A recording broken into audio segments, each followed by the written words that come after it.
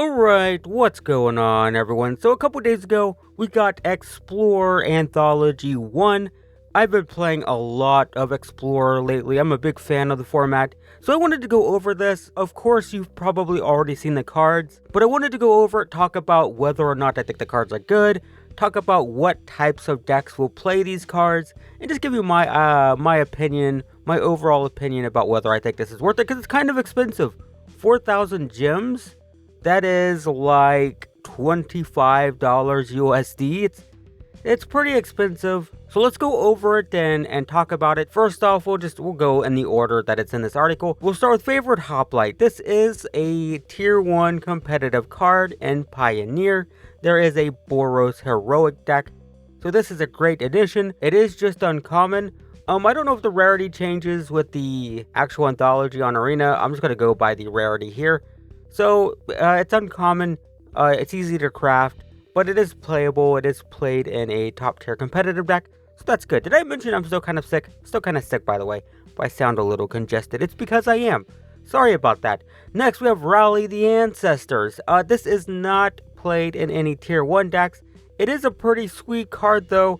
It is played in Modern, again, not in any tier 1 decks, but it's played in, like, black-white aristocrats. It's played, and some tribal decks will play this. You'll see like elf rally decks or zombie rally decks, stuff like that.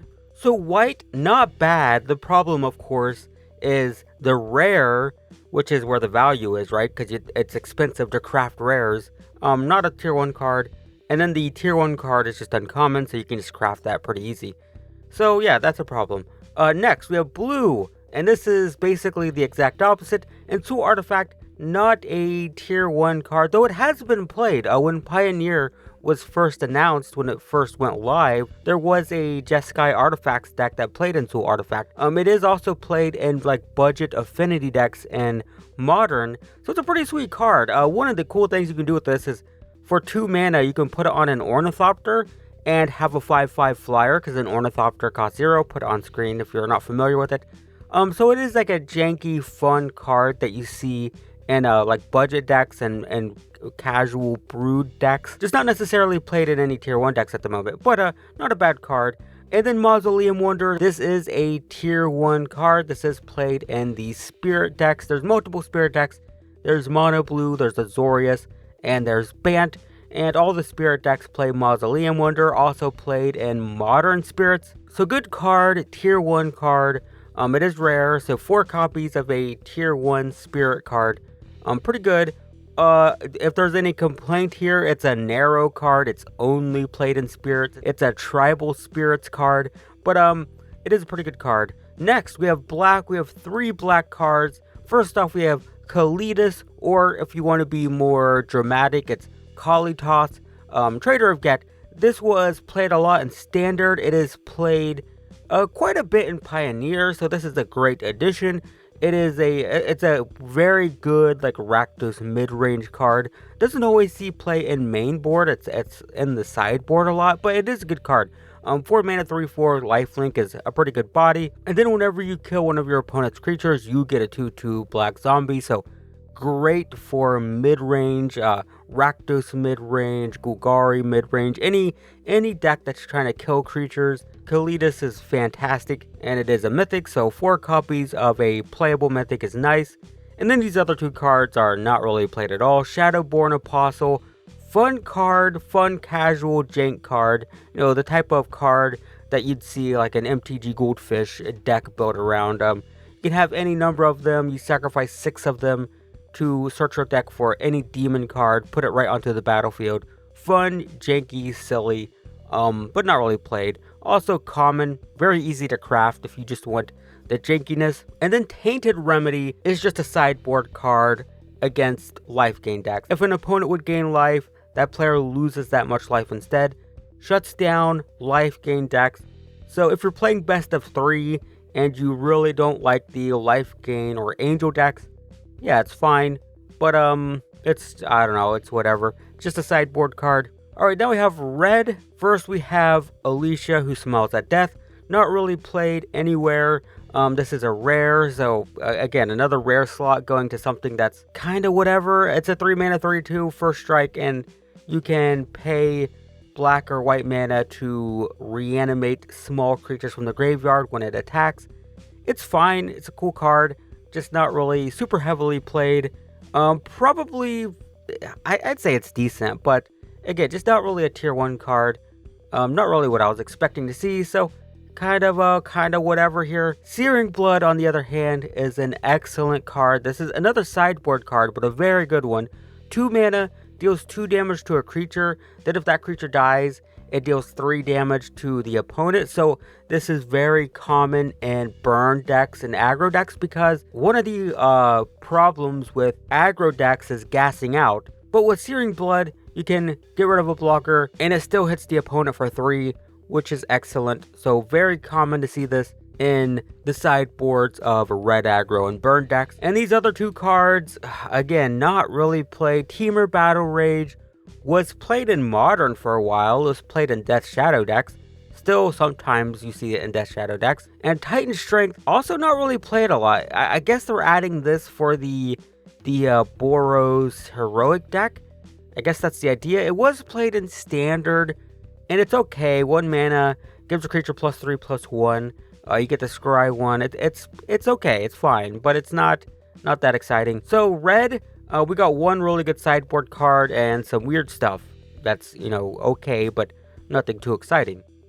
Green has some very exciting stuff, I think. First off, we have an excellent sideboard card, Back to Nature, destroy all enchantments. Then we have Elvish Mystic. This is an extra Llanowar elf. Played in elf decks, played in ramp decks. A lot of ramp decks will play 4 Llanowar elf, 4 Elvish Mystic. So this is a great addition. Very easy to craft again. Don't need this pack to get this card. You can just craft it pretty easily. But a great card to have. And then Tireless Tracker. This technically isn't being played in Pioneer at the moment. Not much. But it's an excellent card. It was great in Standard. It's been played in Modern. It is played in Legacy. 3 mana 3/2. You get a clue token every single time you play a land. And then whenever you sacrifice those tokens, you get a +1/+1 counter. Great green mid-range card. Not technically a tier 1 card. Not technically being played in Pioneer. But an excellent card. I'm kind of happy to see it. Even if it's not a tier 1 card. Technically. Next we have the multicolored cards. Battlewise Hoplite, not really played. It's a heroic card, so we get another one of those. And there is like an Azorius Magecraft deck in like Standard, so maybe this helps make it more decent in Explorer. Like a blue-white Magecraft, because heroic it's sort of like Magecraft. It's similar. You have to target this creature, but whenever you cast a spell and target it, it's going to get a counter on Scry. So I guess if you want to try that Azorius Magecraft deck and Explorer, this helps. But not really seeing a lot of play in Pioneer.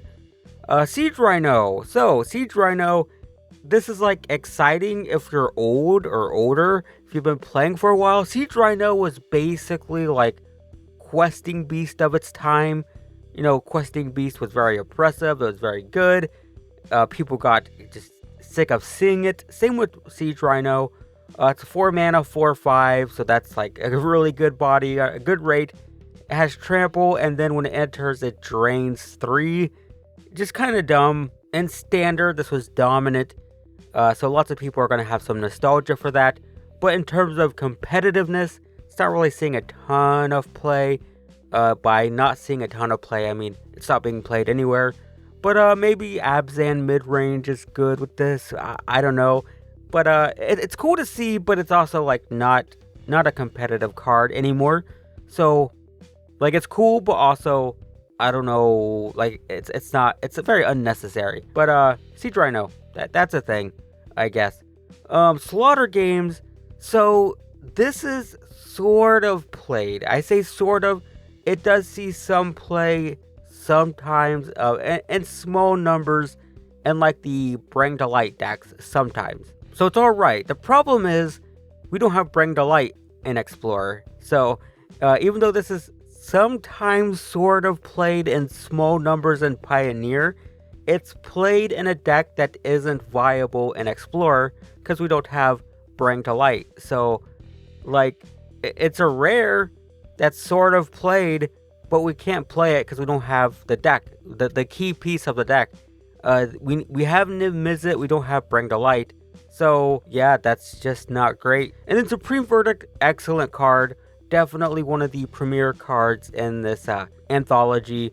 4 mana, board sweeper, can't be countered. Very popular in Azorius control decks, played in Modern and whatnot. So yeah, great card, great board sweeper. If you like blue-white control, definitely gonna be playing this for sure, because it's one of the best board sweepers in the game. Next, we have the one artifact, and this one is a common theme, not technically a tier 1 card in Pioneer at the moment, but a very, very good card. Sees play in Modern. So the way this works, you pay double X and you get +1/+1 counters. So like you pay 4, you get 2 counters, you pay 6, you get 3 counters. Not that exciting at first, very expensive, but then you can pay 1, tap it to put a +1/+1 counter on it. So this is very, very good in Hardened Scales decks. Because if you have like 1 or 2 Hardened Scales, you're getting 2 to 3 counters every time you activate it, which is, it adds up. And you do this, you can do this instant speed. So you do it at the end of your opponent's turn, right? You let it sit back on defense as a blocker.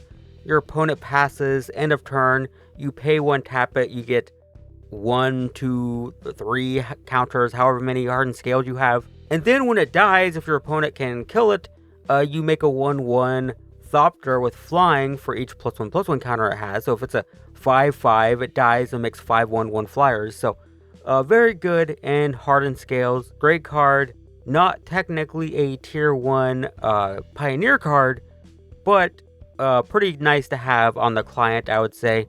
I like this card a lot. So there you go. And then we have 1 land, and it's exciting for me, okay? It's exciting for me. This is Darksteel Citadel. This is played in all the artifact decks, played in Affinity, played in the Hardened Scales Affinity decks. It's just an artifact land, doesn't enter tap, adds colorless. And one of the uses for this in like casual budget decks is right up here. We got it in this pack. Ensoul Artifact. Enchant Artifact is a creature with base power and toughness of 5/5. So you can use this because it just enchants artifacts, right? Enchant Artifact. So this is an artifact land. So you could put Ensoul Artifact on this and have a 5/5 indestructible. 5/5 indestructible for 2 on a land. That also negates the card disadvantage, because if your opponent can exile it still, you're only losing a land, which isn't a big deal. You're still technically losing 2 cards. You're losing Ensoul Artifact and a land, but it doesn't feel too bad when that happens. And having a 2 mana 5/5 indestructible feels pretty good. So this and Ensoul Artifact could help with like janky artifact based decks. If we're gonna have Affinity in Explorer, these 2 cards, this and Ensoul Artifact, help with some of the jankier builds. So it's interesting. So what are my thoughts here? First off, let's look at the rares, right? So, Rally the Ancestors, good, not tier 1. Mausoleum Wonder, tier 1, competitive card, but narrow in that it's only playable in spirits. Kalitas is excellent, great addition. Tainted Remedy, not that exciting. Alicia, kind of whatever. Tireless Tracker, excellent, but not a tier 1 card. Siege Rhino, same, cool card, not tier 1.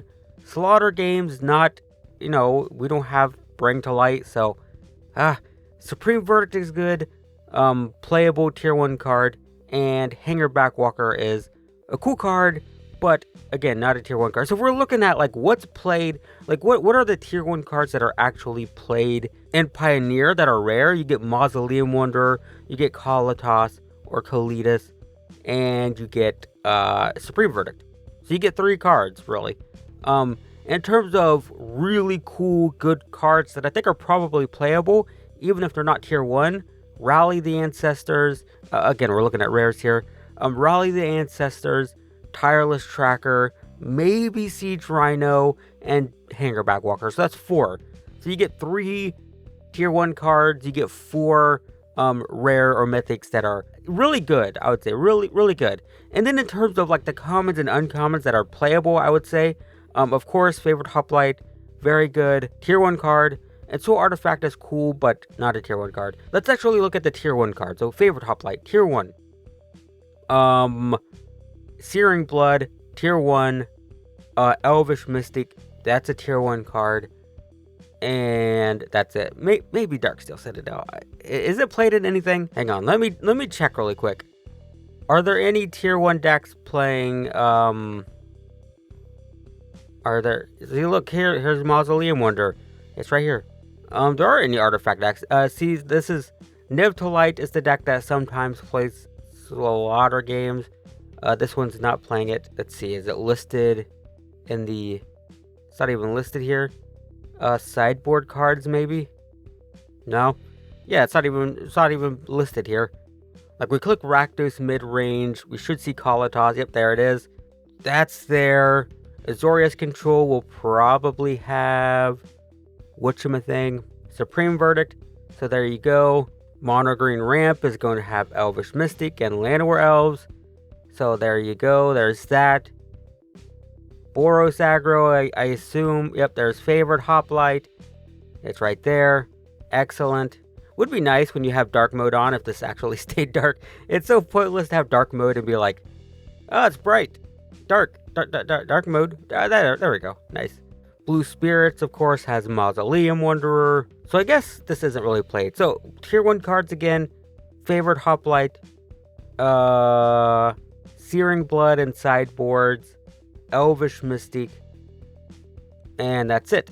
In terms of good cards that aren't really played, but I think are still worthwhile. And Soul Artifact, good. Maybe Battle-Wise Hoplite. And Darksteel Citadel. I don't know, guys. It's alright. So let's look at it this way. You spent this 25,000 gold on packs. That's 25 packs, right? They're like 1,000 gold each. So 25 packs. How many notches are on the wildcard wheel? 6. So that's like 4 wild cards. So you'd get 25 rares and mythics from the packs. But there's no guarantee you're going to get good stuff, right? You open 25 bulk rares. Maybe you get a good card or 2. But you get 4 wild cards. So that's, you know, a playset of something and 25 random rares. That could be really good. Could be absolutely useless.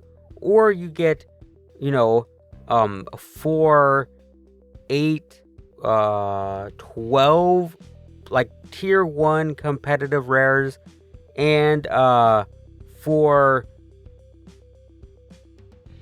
8, 12 very good rares. So instead of getting 25 random rares from opening packs, you're getting 24 good cards. Good cards, I would say. Rally's good. Mausoleum Wonder is good. Kalitas is great. Tireless Tracker good. Siege Rhino's fine. Supreme Verdict's good. Hanger Backwalker's good. So I would say probably better off spending 25,000 gold on this than random packs, assuming you have the 25,000 gold already. But it's very expensive. I think this is too expensive. 4,000 gems, $25 for this, for what? 2, 4, 5, 6, 7, 8, 9, 10, 11, 12, 13, 14, 15, 16, 17, 18, 19, 20 cards. 20 cards. That's slightly less than $1 per card per playset. So for me, it was worth it, mostly because I'm going to be playing a variety of decks on the channel over time. But for like the average person, should you just craft the rares and stuff you want? Maybe. But I'd say that you're getting more out of this than the 25,000 gold spent on random packs, in my opinion. But if you don't already have this on your account, is it worth spending $25 USD to buy this? I don't know. You might be better off just crafting the 2 or 3 rares that you want. I give it like a 6 out of 10, right? It's fine.